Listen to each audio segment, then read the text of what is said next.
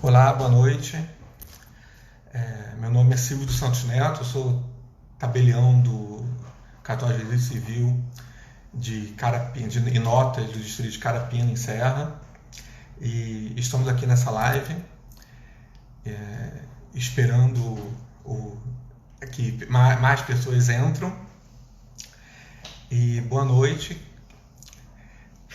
Eu gostaria de agradecer a seccional da OAB de Serra pelo convite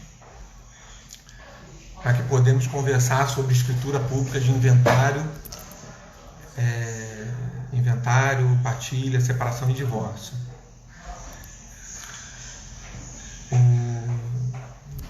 Obrigado para quem está acontecendo aqui, várias pessoas conhecidas, e espero que a gente possa desenvolver bem o tema de hoje. Vou esperar somente o debatedor entrar na live para que a gente possa trocar melhor as ideias, conversar melhor.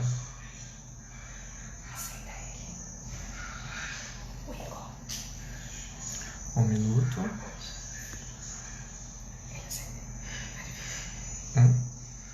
Aperta pra ver se ele... Aqui? Viciado. Estou sofrendo um pouco com... É o Igor? Estou sofrendo um pouco aqui com a live.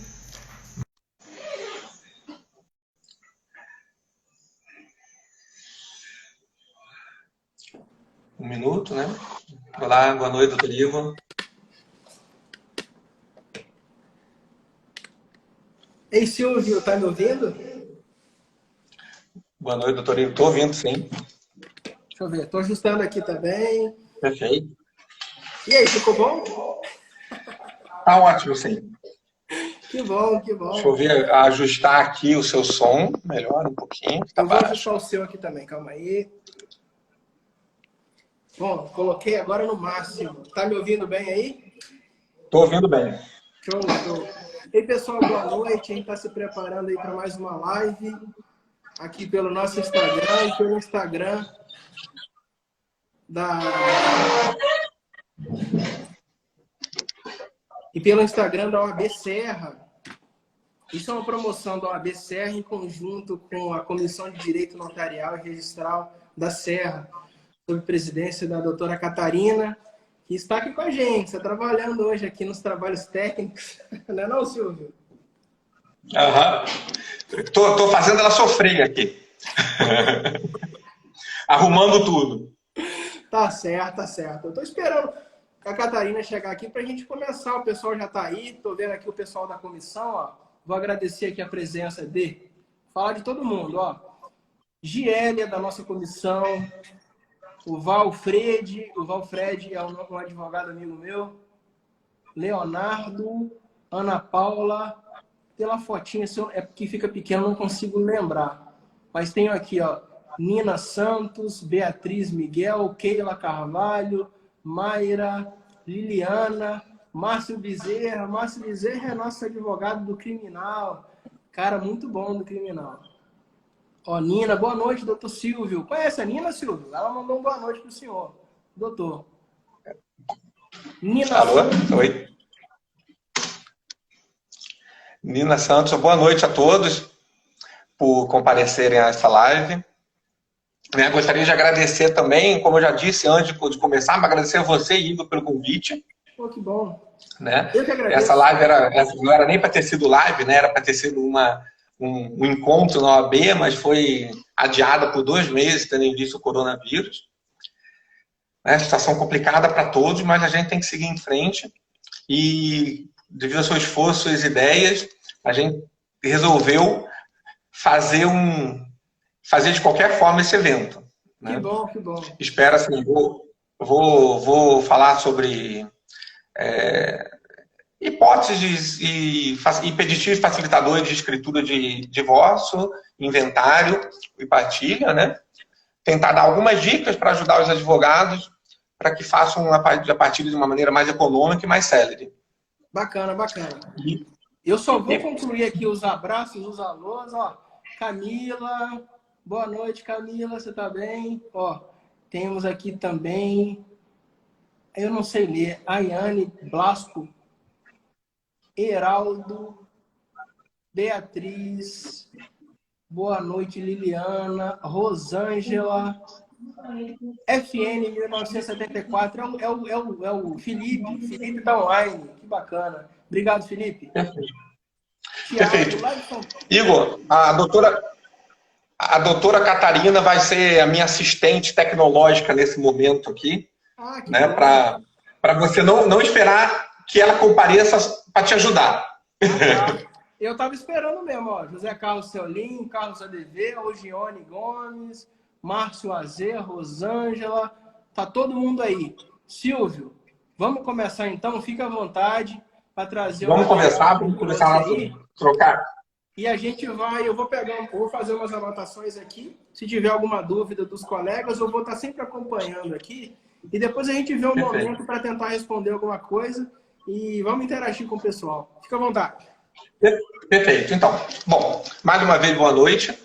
E, inicialmente, convém ressaltar que o artigo 1º da Resolução 35, a resolução do CNJ, né, Silvio. Oi. Cometi uma gafe aqui, deixa eu me corrigir. Já que agora a gente vai começar oficialmente, eu precisava te apresentar. Pessoal, boa noite. Meu nome é Igor Emanuel, sou advogado, escritório aqui em Vitória. E a gente está tendo a honra de ter uma live com o Dr. Silvio dos Santos Neto, que é registrador e tabelião de notas do cartório em Laranjeiras, é o antigo Antônio Maria. Ele não gosta que fala, mas eu falo para ele ficar bravo. Ele é aprovado em primeiro lugar no concurso.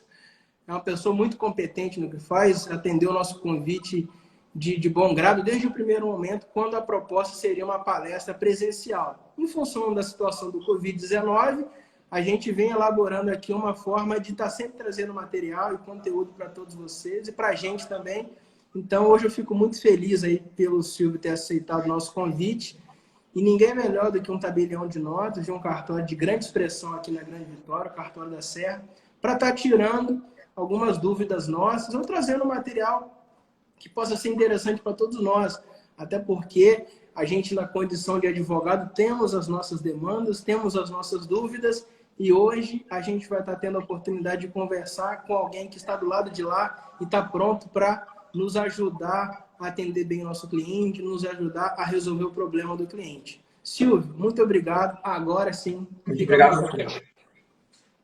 Bom, inicialmente, como a proposta do Dr. Igor, quando me chamou, era dar algumas dicas sobre como ajudar os advogados para a lavratura de escritura pública, de inventário, separação e divórcio. Eu fiz algumas anotações com alguns temas que eu acho pertinente para que possamos discutir e entrar facilitar ao máximo para o exercício da profissão de vocês. Inicialmente, o artigo 1º da Resolução 35, de 2007, do CNJ, estipula que para lavraturas de escritura pública de inventário, partilha ou divórcio, é livre a escolha do tabelão de notas, não se aplicando as regras de competência do Código de Processo Civil. A princípio, essa questão apenas leva a facilitar a lavratura da escritura. Contudo, pode haver alguns aspectos práticos de imposto bem relevantes. Um exemplo é que o artigo 155, parágrafo 1º, inciso 2º da Constituição Federal determina que o ITCMD de bens móveis é determinado o Estado para recolher no local da lavratura, ou de onde tiver domicílio doador, ou onde se processar o inventário ou arrolamento. Assim, geralmente, tomando por base o artigo 48 do CPC, que faz com que o inventário, a partilha, o procedimento de inventário seja iniciado, judicial, onde o falecido teve domicílio, onde possui uma parte dos bens.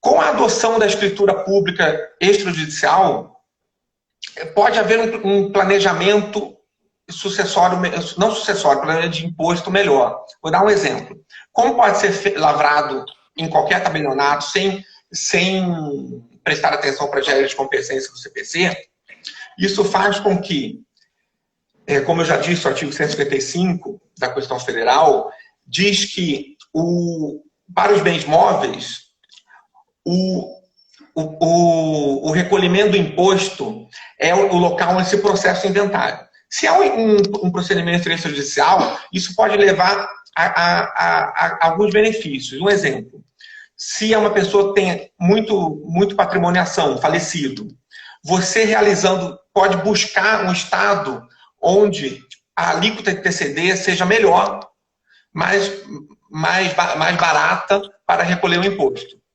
Um exemplo, a alíquota de TCD no Rio de Janeiro é 8%, e aqui no Espírito Santo é 4%. Dependendo do tamanho do inventário, né, do dinheiro envolvido, vale muito a pena vir para o Espírito Santo fazer o inventário do que fazer no Rio. Porque no Rio o recolhimento seria 8%. Isso já já é uma hipótese de planejamento tributário, realmente, né? Tendo essa possibilidade de ajudar o cliente a reduzir o custo no final, né? Sim, principalmente agora que há uma onda de estados aumentando a alíquota TCD.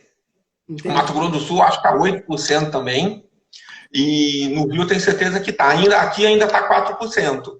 Então o advogado pode manejar esta questão muito bem, procurando um estado onde o ITCMD seja mais vantajoso. É apenas uma simples regra de competência, mas que pode facilitar muito e baratear muito o inventário. Óbvio que tudo tem que ser analisado, tem que ser visto, né? Porque às vezes há diferença de emolumentos nesses estados também. Só que é uma hipótese de planejamento. Essa hipótese a gente acaba aplicando ela só para bens móveis, no caso, né? Imóvel não daria certo isso. Bem imóvel, sim, porque o bem imóvel, o recolhimento é do estado onde está o bem. O ITCD é de competência do estado onde está o bem. Beleza. E também, inicialmente falando, convém prestar atenção no prazo para abrir o inventário, que pelo CPC é de 2 meses. Caso esse prazo seja ultrapassado, a incidência, geralmente nos estados, a incidência de multa da parcela do ITCD. No Espírito Santo, caso você não abra o inventário, não inicie o inventário em 2 meses, o imposto é de 10%. Há estados que o imposto, assim, ele vai gradativamente aumentando. Quando passa 2 meses é 5%, depois de 1 ano é 10%, e vai aumentando a multa, quer dizer. Então, cabe ao advogado ficar atento com esse prazo, para que não onere mais o cliente, né? Porque tudo já é tão complicado, imposto é complicado, inventário é complicado, né? Emolumentos, tudo tem o gasto, então tem que, às vezes, um dia faz com que pague muito mais. Deixa eu te falar uma coisa. Às vezes as pessoas também me perguntam, Igor, então quer dizer que se eu abrir o inventário, aliás, eu preciso concluir o inventário para eu não pagar multa? Ou eu preciso pagar o imposto para eu não pagar multa pelo atraso? Eu sempre respondo, aí você pode me corrigir, inclusive, para ver se a gente está fazendo errado. Eu sempre digo o seguinte, fazendo analogia com o processo judicial, uma vez protocolado o inventário no cartório, eu entendo que o prazo deveria ser suspenso. Então, se dentro dos 60 dias após o óbito, eu vou no cartório e abro um protocolo para desenvolver o inventário, eu penso que esse prazo poderia ser suspenso. Não tive problema com relação a isso. Até porque tem situações que o ITCMD, a avaliação do Estado, pode demorar 45, 60 dias. Então, hipoteticamente, o prazo passaria. Mas na medida que eu protocolo o inventário no cartório, entendo, não sei se você concorda, entendo que o prazo estaria suspenso, porque eu já estou demonstrando uma boa-fé de que realmente eu abri o inventário. Não consegui concluir, não assinei, mas, enfim, eu estou caminhando para o inventário. Isso você pensa dessa mesma forma? Como é que você trabalha essa questão? Não, sim. Na realidade, o inventário deve ser aberto. No procedimento judicial, a petição, né, informando o falecimento, E no cartório, basta assim, deve haver uma petição também pedindo para iniciar o procedimento no cartório, uma petição explicando a situação, elencando os bens a princípio, né? É bom que seja protocolado no cartório para marcar a data, e quando for a época de fazer o inventário, de lavrar efetivamente o inventário, caso demore muito mais tempo tendo visto a avaliação, o tabelião deve consignar que foi aberto na época apropriada e que não há incidentes de multa. Entendi. É importante ressaltar que a resolução 35, ela confere ao tabelião a responsabilidade por auferir e controlar se a multa vai ser recolhida ou não. Então, é importante que seja protocolado. Como? É uma responsabilidade muito grande, inclusive, do tabelião, né? Você acaba agindo como fiscal do Estado nessa questão, né? É uma das nossas funções, né? Mas também é importante ter a petição. Só que uma escritura de nomeação de inventariante, apenas para nomear inventariante, também supriria, pois significa que houve a diligência em abrir o inventário. Geralmente, isso ocorre sempre com a petição, só que a escritura apenas supriria. É importante registrar esse fato, porque as pessoas, no dia a dia, não têm o hábito de lembrar que os herdeiros podem fazer apenas uma escritura para nomear inventariante, sem fazer a partilha, sem pagar os impostos, apenas para que o inventariante possa percorrer os bancos, percorrer as fazendas públicas, tendo autorização para retirar extrato dos bancos, alguns casos onde é necessário pedir avaliação de bens. Entendi. Então, isso seria porque, principalmente banco público, eles têm muita dificuldade em fornecer dados, né? Geralmente, Caixa Econômica, Banco do Brasil, que é normal isso. Com a escritura de inventariante, a parte já pode ir comparecer ao cartório com a escritura, falar, olha só, quero ver o extrato, quero ver quanto tem na conta. E isso agiliza muito o processo, né? Facilita, porque muitas vezes há problema em banco, não querem repassar, não querem passar, porque é normal pelo sigilo bancário. Essa escritura de inventariante também serve tanto para marcar o início da abertura do inventário, para que o inventariante, o espólio, vá atrás dos documentos, serve também para que algumas obrigações do decújo, do falecido, possam ser cumpridas. Um exemplo, aparece no cartório, de vez em quando, uma pessoa que comprou, por promessa de compra e venda, um bem em várias parcelas, já está quitado todas as parcelas, só que o outorgante, o vendedor, faleceu. Assim, não há necessidade de se fazer inventário da pessoa que faleceu para depois fazer a escritura de compra e venda. Numa escritura de inventariante, o inventariante já pode, em nome do espólio, vender diretamente para a pessoa para o outorgado da escritura de promessa de compra e venda, da promessa de compra e venda, vendendo o imóvel. Assim, mas daí se pergunta, mas está vendendo um bem sem alvará judicial. Ocorre que o bem não é mais dele. Foi feito pagamento e só do bem falecido, né? Na verdade, né? Só basta a escritura, né?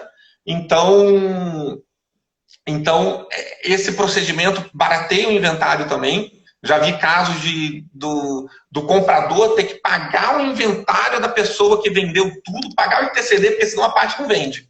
Né? É um detalhe que, polêmico. Que pode ajudar muito. Polêmico o que, Igor? Doutor Igor? Não, porque tem gente que realmente, eu sempre ouvi isso, né? Que faleceu, então vai tudo para inventário.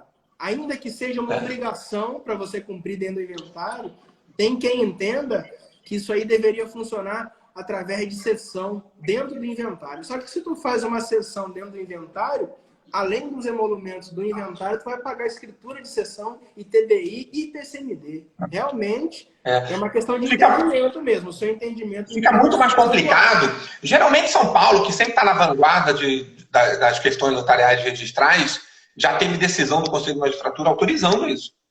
autorizando essa questão. E faz todo sentido lógico. Facilita muito. Você paga 2 vezes, não tem sentido. Não faz sentido uma coisa que você já comprou. Isso, no Espírito Santo não ocorre muito essa questão, porque falta de conhecimento, as pessoas às vezes ficam muito restritas ao que o registrador pensa. Eu aceitava quando era registrador de imóveis. Só que é um caso que tem que ser debatido e tem que ser realizado. E jogar para o campo, né? Para tentar ter uma posição efetiva. Eu acredito que tem toda a possibilidade de ser amplamente utilizado aqui no Estado. Tem. Né? Então, importante também que o procedimento de inventário extrajudicial e tanto a separação e o divórcio também, ele não é uma escritura pública, né? E que onde segue o rito de uma escritura pública com pequenas diferenças de documento. Né? A vantagem desse procedimento, que é célere, né? Não há necessidade de ir na justiça, que geralmente demora mais, né? Pela própria estrutura que tem, pelas circunstâncias. E, principalmente, no inventário, deve ser levado documento da autor da herança, documento oficial das partes, do falecido também, documento de identidade, como documento de certidão de casamento, nascimento e óbito, as certidões dos bens das pessoas, né, do falecido, no caso, claro. Com relação ao inventário, deve se tirar também uma certidão da central de testamento online, para ver se não tem nenhum testamento. Só que o que mais difere nesse caso, além da certidão de óbito, é a necessidade, isso a gente estava até conversando antes, né? A necessidade de haver a certidão negativa de tributo e do espólio. Eu ia perguntar isso aí. A gente conversou, e vou ser sincero para você, tu me falou que tinha que ser negativo, e eu pensei, não pode ser, onde é que está isso? Que eu li o Código de Normas, ou pelo menos acho que li, né? Que às vezes a gente lê e não vê. E só vê quando precisa. E quando tu mandou o material, falei, rapaz, realmente tem a certidão negativa, né? Não basta, então, ser uma certidão positiva. Uma dispensa de certidão também não daria certo no caso de inventário. Não, a dispensa eu não vejo como, né? Uma certidão positiva com efeito negativo estando válido, acho que tem os efeitos negativos, não há problema. Mas isso se dá... sempre, quando eu era registrador de imóveis, sempre tinha discussão, que às vezes tinha tabelião que fazia sem certidão, devolvia, brigava, era uma confusão só. E havia sempre problema de... decidir sobre essas coisas, né? Era difícil. Mas na região que era Cachoeiro, tem muito cartório de notas, aí é uma confusão para conseguir cliente, tudo. Cachoeiro tem 200 mil habitantes, tem 13 cartórios de notas. É muito. Então, de vez em quando, as pessoas acabam, né, liberando uma coisa, deixando outra. Só que eu sempre exigi, na realidade, o embasamento legal é na própria resolução 35, pede certidão negativa, só que indo mais um pouco, a gente vê no artigo 192 do CTN e no Código de Processo Civil também, no artigo 664, parágrafo 5º. O CTN fala que nenhuma sentença de julgamento de partilha ou adjudicação será proferida sem prova de quitação de todos os tributos relativos aos bens do espólio ou às suas rendas. E o CPC também fala que tem que ser provada a quitação dos tributos relativos aos bens do espólio e sua renda. E no caso, né, daí não poderia ser expedido um formal de partilha judicial. Geralmente, as partes no cartório, não muito até no cartório de nota, não, mas no registro de imóveis, quando vinha título judicial, alegavam que no arrolamento, tem o artigo 662 do CPC, que diz que no arrolamento não serão conhecidas ou apreciadas questões relativas ao lançamento, ao pagamento ou à quitação das taxas judiciárias ou tributos incidentes sobre a transmissão da propriedade dos bens do espólio. É que, na realidade, para não ficar havendo discussão no rito de arrolamento, no inventário, sobre se a avaliação foi certa, foi errada, ou se deve pagar mais ou menos, mas isso é com relação à transmissão do bem, e não com relação ao pagamento dos impostos do falecido. Eu acho que há uma diferença bem gritante nessa parte, mas, e geralmente, eu não conheço. Eu vi uma decisão em São Paulo falando que não havia necessidade de certidão negativa de tributo estadual, mas isolada. Até falo por quê, mas eu não vejo nenhum tabelião ou registrador aceitando uma escritura de inventário sem a certidão negativa do espólio. Entendi.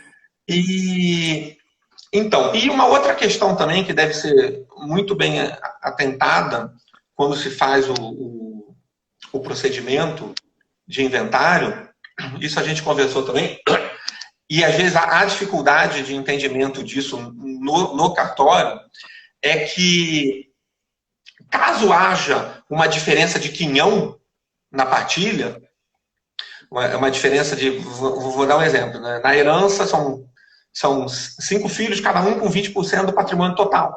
Caso alguém fique com 50%, algum filho, ele deve pagar um imposto referente a esse acréscimo do que ele teria por direito. ITCMD ou ITBI, conforme o caso, se houve pagamento por esse acréscimo ou não. Isso está amplamente regulamentado em várias questões, no Código de Norma atual, no artigo 614, no futuro Código de Norma nosso, no Código Tributário Municipal de Serra, no artigo 399, inciso 5º, e na lei do ITCMD do Estado do Espírito Santo, no artigo 2º, parágrafo 4º. Caso haja diferença, tem que haver esse pagamento do imposto. E o Código de Normas nosso estipula que também, caso haja diferença, deve ser instrumentalizada a diferença, deve-se mencionar se houve pagamento ou se houve uma doação, e isso é mais um ato a ser cobrado na escritura, o que fica um pouco mais caro por um lado. Nessa hipótese, a gente estaria cobrando os emolumentos da escritura de inventário, certo? E se houvesse uma compra e venda de uma fração da herança, se cobraria sobre essa fração. Se cobraria sobre essa fração um outro ato da escritura, né? Desculpa, cortou. Como se fosse uma compra e venda ou uma doação dentro de uma outra... Como se fosse uma compra e venda e doação. Entendi. Eu acho que tudo pode ser feito no mesmo ato para facilitar, mas também pode ser feito em ato apartado antes da herança por uma cessão de direitos hereditários. Não vejo impedimento que seja feito ou dentro ou fora. Para a gente é melhor que seja feito fora, porque facilita muito mais a escritura. Entendi. Só que pode ser feito dentro no mesmo momento também. Então, continuando, hoje em dia está aparecendo no cartório, coisa com a Covid, algumas pessoas tentando fazer inventário de depósito do FGTS. Porque eu acho que tem a lei, a 6858 de 80, que diz que não pode ir à Caixa Econômica o beneficiário da Previdência Social e sacar o dinheiro do FGTS. Só que eu acredito que, como com a pandemia, como está ocorrendo muito, não são todos os postos de INSS que estão abertos normalmente, está tendo essa dificuldade de se registrar como beneficiário do INSS da pessoa falecida. Então, aparece gente no cartório, já está começando a aparecer, querendo fazer inventário da FGTS. Não é possível. E o interessante é que não há... A lei de TCMD do Estado não tributa isso. A isenção, a não incidência de TBI, de ITCMD. Não tem ITCMD sobre esse valor? Independente do valor? Não tem. Naquela faixa lá dos... Independente da quantia. Entendi. É o artigo 7º da lei TCMD 10.011 de 2013. Também Eu não sei se é uma dúvida, mas com certeza algum colega já viu isso acontecer. Tem sempre um pessoal que diz assim, não, isso aqui não precisa de inventário. Como é um valor pequeno, que seja 500, 600 reais que meu marido deixou quando morreu, só falaram para eu vir aqui pegar um alvará. Já chegou assim no seu cartório esse discurso? Não, geralmente não chega, não. Mas qualquer valor necessita de inventário. Mas a lei de TCMD do Estado Tem até um valor, eu não sei ao certo, mas tem a isenção ou na incidência, também não sei o correto, mas que de até valor de 50 mil, eu acho. Então, quando é um herdeiro, não é nem quando é com herdeiro, quando o valor é pouco para dividir mesmo. Então, pode ser feito inventário e a vantagem é que não há incidência do imposto, do ITCMD. Importante ressaltar também que, apesar de ser necessário uma certidão negativa de tributos para realizar o inventário pode ser realizado quando há dívida do espólio. Só deve ser isso, tanto o Código de Normas nosso, como o atual eu não achei, mas o novo, que vai começar agora em junho, determina isso. E o artigo 27 da Resolução 35, né, que normatiza, diz que há a possibilidade de fazer o inventário extrajudicial mesmo com dívida. Só tem que mencionar a dívida, né, e realizar o inventário. E os herdeiros... Mas seria com dívida de conteúdo privado ou você fala até mesmo de imposto? Porque imposto a gente acabou de... Não, de imposto não, porque não vai sair certidão. Não vai sair certidão, seria dívida de conteúdo privado. E, bom, continuando um pouco, algumas questões práticas que às vezes ocorrem, isso com relação até ao divórcio e separação pela via administrativa. As partes, né, os cônjuges, quando vão divorciar, eles, assim, eles divorciam, não pode ter filhos menores ou incapazes, no caso, né, senão tem que ser pela via judicial.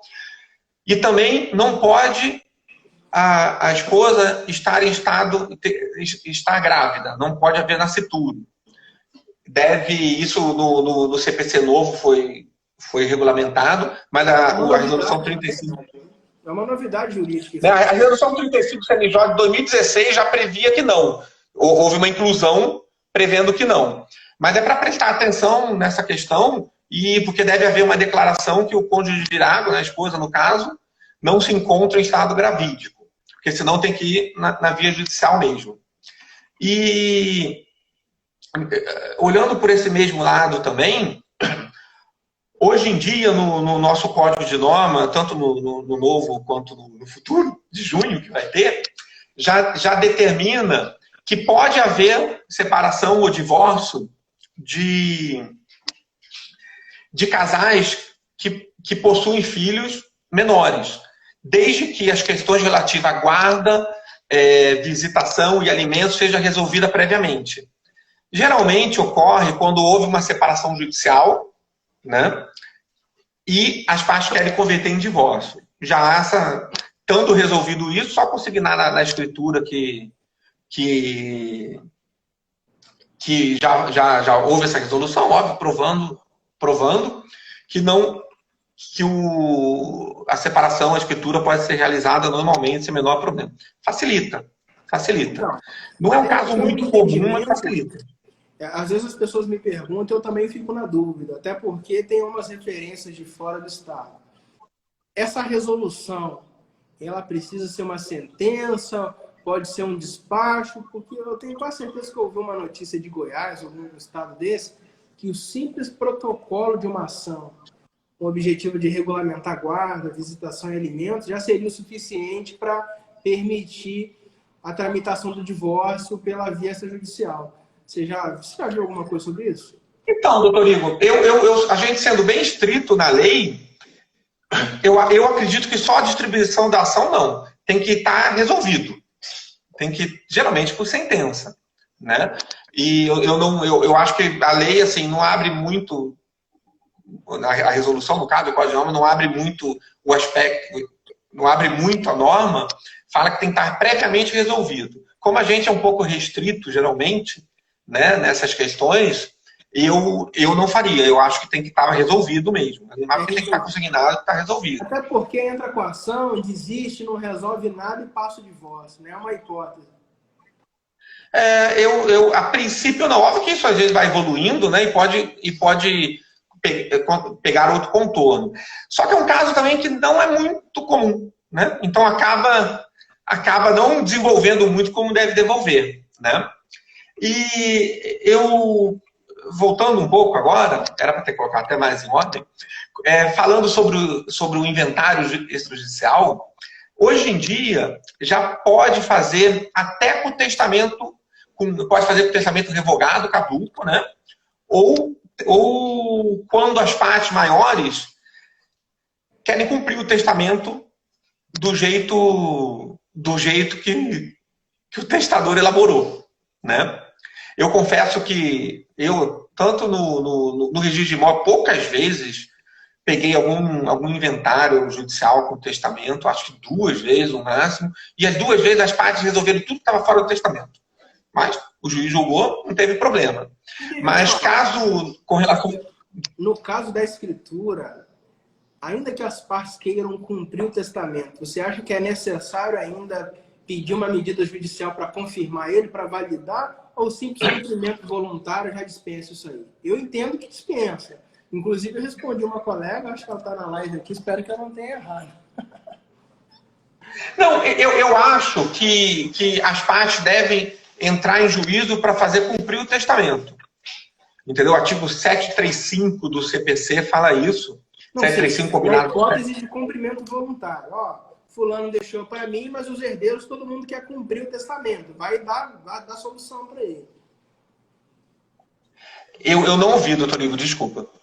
Na hipótese de todos os herdeiros concordarem com as disposições testamentárias e dizerem o seguinte, ó, vamos abrir o inventário e nós vamos cumprir o testamento voluntariamente. Então, o autor da herança determinou que a casa ficaria para fulano de tal, dentro do inventário a gente vai cumprir.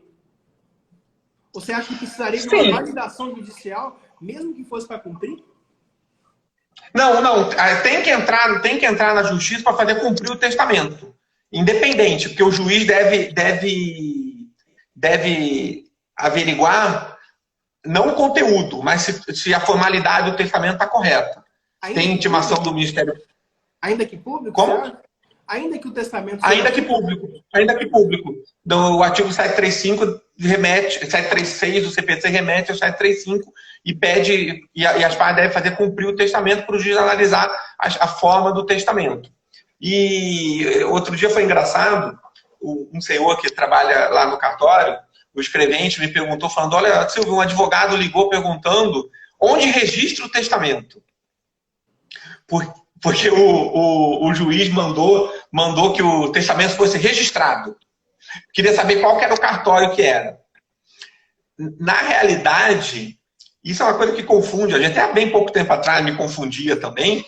O registro do testamento é feito no cartório judicial. A pessoa entra pedindo cumprimento do testamento, o juiz vê as formalidades, notifica o MP e manda registrar no livro do cartório judicial e depois manda cumprir. Daí pode ser cumprido ou pelo juiz ou pelo tabelião também. Mas não há registro no cartório. É bem específico, né? Porque quase não tem testamento também. Não é muito as pessoas não fazem brasileiro, né? Mas está mudando isso também, né? Principalmente no Espírito Santo. Eu tenho amigo do Rio, de cidade que foi tabelião em cidade pequena do interior, diz que há bastante testamento em algumas regiões do Rio. Entendeu? Aqui, principalmente em Serra, não tem, né? E eu, no registro de imóveis Cachoeiro, também vi 2 vezes só testamento chegando para o registro de imóveis, né? E interessante também, ainda na questão do inventário, que o companheiro, ele pode realizar o inventário extrajudicial também. A resolução 35 do Código de Normas diz que, para que isso seja realizado, as partes deve haver, os outros herdeiros devem estar concordes e participar da escritura, concordando com o comparecimento do companheiro. Uhum. Ou seja, ou que haja uma sentença judicial já conferindo, né, determinando a existência da união-estado. Daí poderia fazer o inventário com a existência do companheiro. Mas às vezes ocorre casos, eu já tive um desse quando eu era registrador de imóveis, que o falecido não tem outro herdeiro. E só o companheiro. Como que você vai realizar essa questão? A princípio, deve ser feito pelo menos uma ação, né, para determinar a união estável no cartório judicial. Porque não há outro companheiro para compartilhar, né? Não há outro companheiro, não há outro herdeiro para concordar com a questão. Contudo, no final do ano passado teve uma decisão em São Paulo, que é meio polêmico, né? Que, em suscitação de dúvida, o Conselho de Magistratura determinou que fosse registrado um inventário extrajudicial só com a presença do companheiro. O entendimento é bem interessante, é que havia uma escritura de estabelecimento de união estável entre os companheiros, né, o casal, no caso, e só que logo um tempo depois faleceu um dos companheiros. O tabelião fez a escritura de inventário fez a escritura de inventário somente com a escritura da união estável, né? Levou para o registro de imóveis, o registro de imóveis devolveu, suscitaram dúvida, o juiz corregedor autorizou o registro e o MP recorreu para o Conselho de Magistratura e foi determinado assim, tinha uma escritura que era um ato válido e eficaz. Não houve nada dissolvendo a união estável, nenhum ato. Então, não havia necessidade de entrar com uma ação se já existia uma prova com validade jurídica para apenas comprovar a união estável. Né? E mandou registrar. Achei bem interessante a questão, polêmico por um lado. Acho que às vezes o tabelião no dia a dia tem que sentir a situação, né, que isso ocorre, né, ver como que funciona. Eu quando era... Como? Às vezes o tabelião tem que dividir menos a bola, né? Porque tem uns temas que são complicados e como a responsabilidade de vocês é sempre pessoal, qualquer coisa que sai da curva um pouquinho pode ser prejudicial para o próprio tabelião, né? A gente sabe disso. Não, pode ser prejudicial, mas tem algumas coisas que a gente tem que encarar um pouco, né? Há uma diferença, assim, quando eu era registrador, o registrador é muito mais cômodo nesse sentido, que ele não precisa encarar, ou se adequa a ele, ou suscita dúvida, que às vezes é uma ótima solução. Tabelião, às vezes, tem que tentar arranjar umas saídas. Eu achei muito interessante, acho que juridicamente faz todo sentido. É óbvio que isso tem que ser analisado caso a caso, né? E uma questão interessante, o tabelião, isso ocorria muito no cartório, quando eu era no registro de imóveis, o tabelião falava assim, Silvio, mas eu sinto, eu conheço a pessoa, eu vejo como que funciona, eu vejo a boa-fé, e a gente no registro de imóveis, como fica mais longe, não consegue ver isso. No tabelionato, como tem uma integração maior, você sente... Você interage com as partes, né? No tabelionato. No registro, só chega o documento e olha lá no balcão, né? Fica muito mais frio, é uma experiência interessante. Mas dependendo da situação, nesse caso, eu acho que dá para fazer aqui no Espírito Santo. Né? É óbvio que pode haver certa resistência dos registradores, mas dependendo do caso, às vezes o falecido não tem nenhum outro parente vivo, se a pessoa tem tempo para entrar, fazer a escritura, suscitar uma dúvida e argumentar juridicamente, que é muito difícil o registrador aceitar, se tem tempo, acho que fica muito mais barato e muito mais rápido do que entrar com uma ação judicial. Né? É óbvio que daí o advogado muito que tem que decidir isso junto com o cliente, né? Mas é uma saída. Entendi. Deixa eu te falar. Eu tô com medo de o Instagram suspender a nossa live, porque quando ela corta, ela não salva. Então eu vou pedir para a Catarina nos auxiliar, cortar o vídeo para salvar e já publica. E pessoal, a gente volta assim, em questão de segundos. E o pessoal tá... Eu sei que o Silvio conhece muito tempo, o pessoal tá tudo quietinho ouvindo aqui, mas pode mandar pergunta, pessoal. Hoje a gente está aqui para fuzilar o pode perguntar. Nada muito difícil assim, mas pode perguntar. Então, Catarina, vamos suspender. Um minutinho que vai voltar. Desculpa, um minutinho que a gente já vai voltar. Beleza, e eu tô com o papel aqui, gente, para anotar as dúvidas. Vamos fazer aí que a gente volta em 10 segundos. Vamos só suspender e vamos voltar Perfeito. a perguntar para o Silvio.